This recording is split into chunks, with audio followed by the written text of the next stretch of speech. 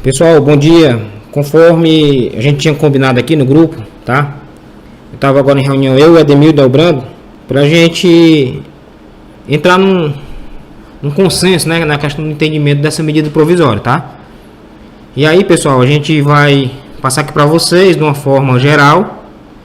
E qualquer dúvida que vocês tiverem, né? Porque a gente sabe que o que envolve relações humanas, a gente sabe que cada caso é um caso e muitas das empresas e muitos dos clientes nossos vão ter alguns casos específicos que tem que ser tratado de uma forma, uma análise aprofundada. Não vai ser o que eu vou falar aqui que vai resolver determinadas situações.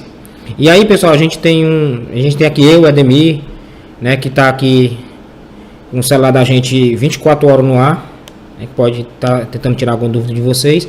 Mas a gente tem também, pessoal, o Delbrando está lá em Sobral, lá, também atendendo os clientes dele lá. Mas a gente tem aqui em Camusim, Itapipoca, temos aqui a Leidiane, o Magno, a Gerliane, o Jailton, que vocês podem estar tratando intimamente com eles, né, para ver quais são as situações em que cabe, né, em que situação, o que é que você vai utilizar, o que é que você vai fazer, quais são as medidas que você vai tomar na empresa de vocês, analisando especificamente aqueles casos de forma isolada. Então vocês podem procurar esse pessoal que eles não vão estar trabalhando no escritório, mas eles vão estar com o celular do escritório e eles vão estar em casa, mas eles vão estar dando dica para vocês como é que a gente vai resolver isso aí, né? Eu e o Ademir e o Delbrando, a gente está vindo, mas vem para poder, vai no escritório para poder pegar algum documento, alguma coisa. Mas a gente também está atendendo em casa, tá? Então aí vocês ficam à vontade para estar entrando em contato com a gente. Vamos lá, vamos aqui pro decreto. Vamos aqui para a medida provisória. Essa medida provisória, gente, para a gente começar aqui no seu artigo 1º, né? Ela fala que são medidas, né, que podem ser adotadas pelos empregadores para a preservação do emprego, né? E você vê que realmente o objetivo, né, é a preservação do contrato de trabalho, para que a gente possa se valer disso aqui e utilizar o bom senso. A gente ouve muita questão aí, muito fake news, muita gente dizendo, muitos colaboradores entrando em contato aqui comigo, dizendo que vai perder o emprego, que o contrato vai ser suspenso. E o que eu digo para eles é que não se preocupe muito com isso não, porque muitos empresários têm um bom senso. E não é porque estão dizendo aí na mídia que vão suspender o contrato que vai ser suspenso, né? Também porque tem alguns critérios, eu vou comentar daqui a pouco. E a gente sabe também que por que a gente pede bom senso nessa hora? Porque a gente sabe que também se sair demitindo em massa é ruim para a economia, né? A gente tem que isso aqui, essas medidas que você pode utilizar e diminuir o impacto, tá? Então vamos lá, artigo 2º aqui, artigo 1º eu já falei, né? Qual é o intuito da medida provisória. Artigo 2º, ele fala aqui que durante o estado de calamidade pública, o empregado e o empregador poderão celebrar contrato individual por escrito, né? Então, aqui já está normatizando aqui a MP.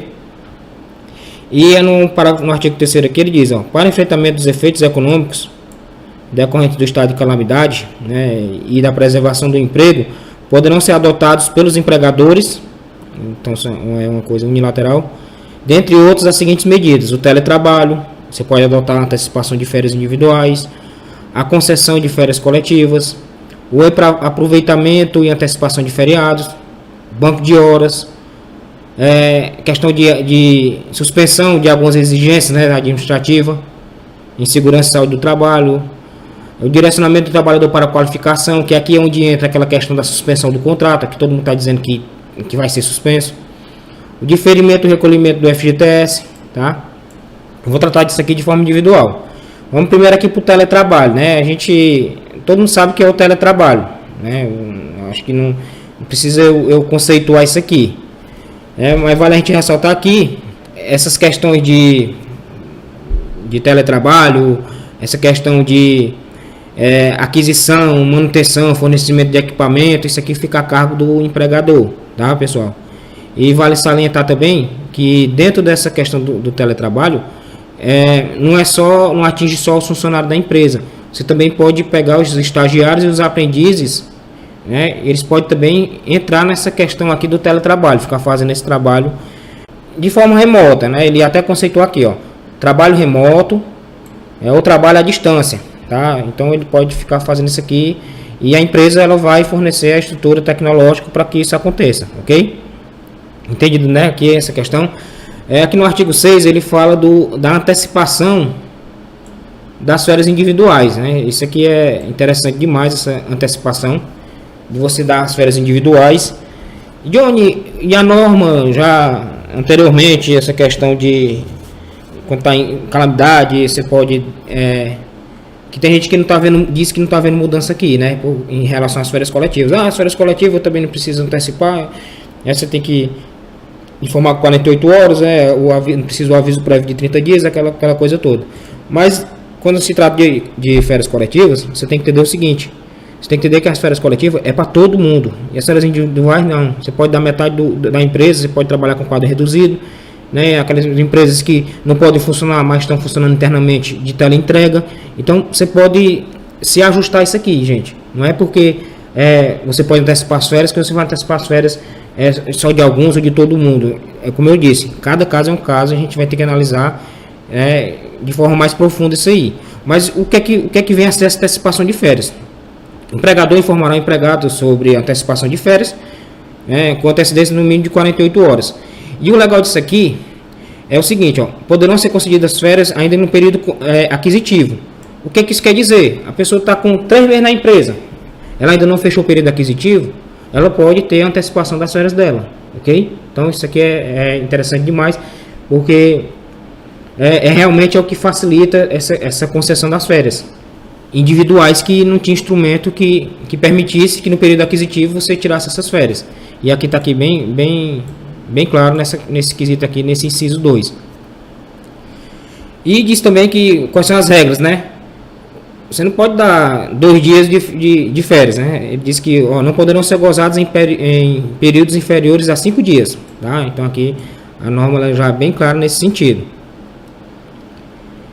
Durante o estado de calamidade, o empregador poderá suspender as férias ou licenças não remuneradas de profissionais da área da saúde, aí aqui já um pouco mais, ou daqueles que desempenham funções essenciais, mediante comunicação formal da decisão do trabalhador, por escrito ou por meio eletrônico, com antecedência mínima de 48 horas. Tá?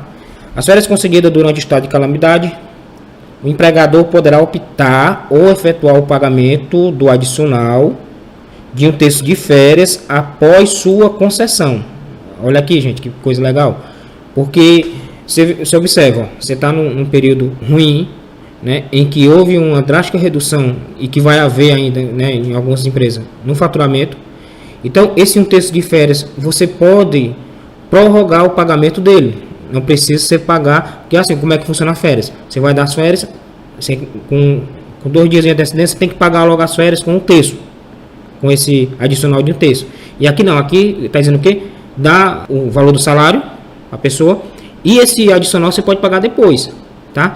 Até a data em que é devida a gratificação natalina prevista aqui nessa lei. Então, em que data é essa? A data do 13º. Então você pode postergar para o final do ano o pagamento desse adicional de férias. E aí, pessoal, a gente vai tentar, na medida do possível, ajudar vocês, dando algumas dicas aqui no grupo de como é que vai funcionar, né? Assim, no que concerne ao fluxo de caixa de vocês.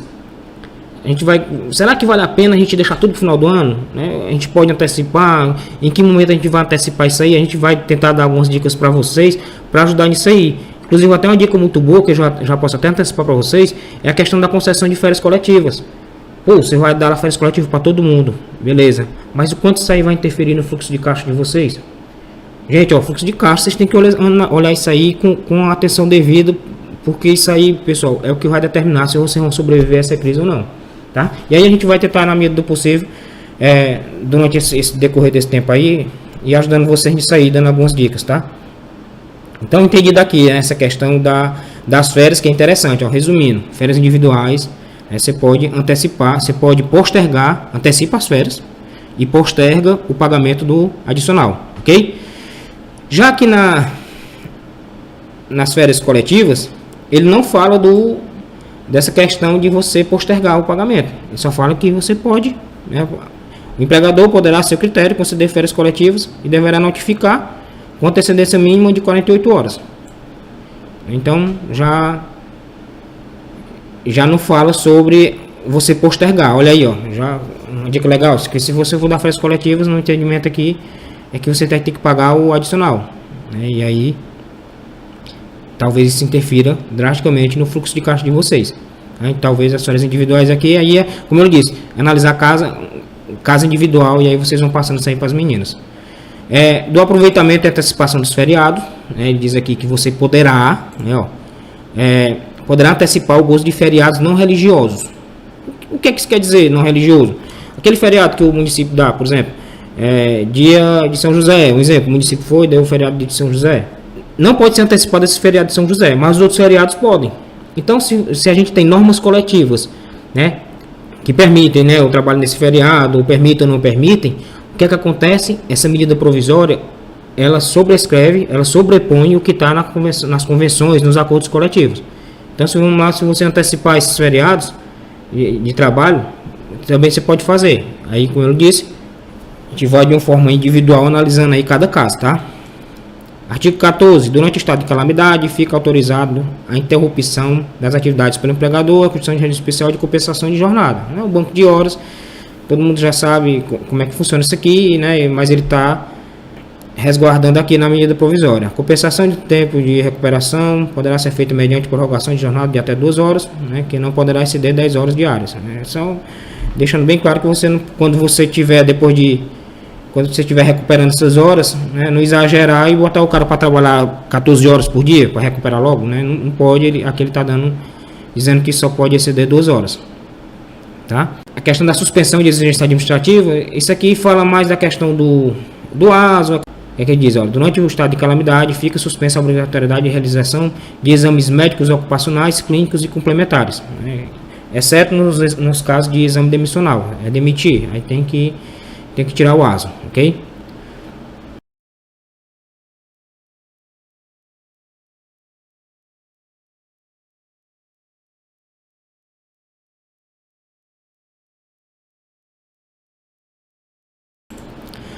Do diferimento e do recolhimento do FGTS, aquela questão lá do FGTS que a gente falou, fica suspenso a exigibilidade do recolhimento referente à competência de março, abril, respectivamente. O empregador poderá fazer uso da prerrogativa, independente do número de funcionário, de tributação. A minha empresa nacional é lucro real, eu posso fazer? Pode. A natureza jurídica, né? A minha empresa é individual, é limitada. É um ERL, eu posso? Pode. Né? Ramo de atividade. É comércio varejista de supermercado, é comércio varejista de pneu, é atacadista, é serviço? Pode, ok? E da adesão prévia, eu preciso fazer previamente a adesão? Não, simplesmente vai lá e deixa de recolher, e depois paga. Ele está dizendo aqui, ó, o recolhimento das competências de março, abril e maio poderão ser realizados de forma parcelada, sem incidência de atualização de multa e dos encargos previstos aqui nessa lei. Então, gente, vocês observam que isso aqui poderia ser pago, parcelado. Quantas parcelas? Até 6 parcelas. Ok? E pode ser começar a partir de quando? A partir de julho. Você já pode começar a pagar essas parcelas. E aí entra a questão de fluxo de caixa, de tudo isso aí, de planejamento de vocês em relação a recolhimento desse FGTS, tá? Importante ressaltar também aqui as outras disposições da matéria trabalhista, né? Mas os principais pontos aqui a gente já discutiu, tá? E eu espero que a gente, de uma forma geral, tenha tirado a dúvida de vocês em relação a essa medida provisória, e que, se vocês quiserem alguma coisa específica, né, para não ficar muito estendido isso aqui, especificamente cada caso, vocês procuram o pessoal aí que eu citei, para a gente ir ajustando isso aí, tá? Quem tiver interesse de... Vocês podem usar também, pessoal, não é obrigado a utilizar só o que está nessa medida provisória, tem alguns outros instrumentos que não está nessa medida provisória e que pode ser adotado, como, por exemplo, que pode ser utilizado para as empresas que podem funcionar, né, que de repente que são exceções aqui da medida provisória, que é a redução da jornada de trabalho, né, que você pode reduzir essa jornada de trabalho justamente com o valor dos salários. Então são coisas que não está aqui na medida provisória, mas pode ser utilizado também, e tem que ser a gente não pode olhar só para ela, né? A gente tem que olhar de uma forma geral toda a CLT para que a gente possa tomar alguma decisão, ok? Muito obrigado.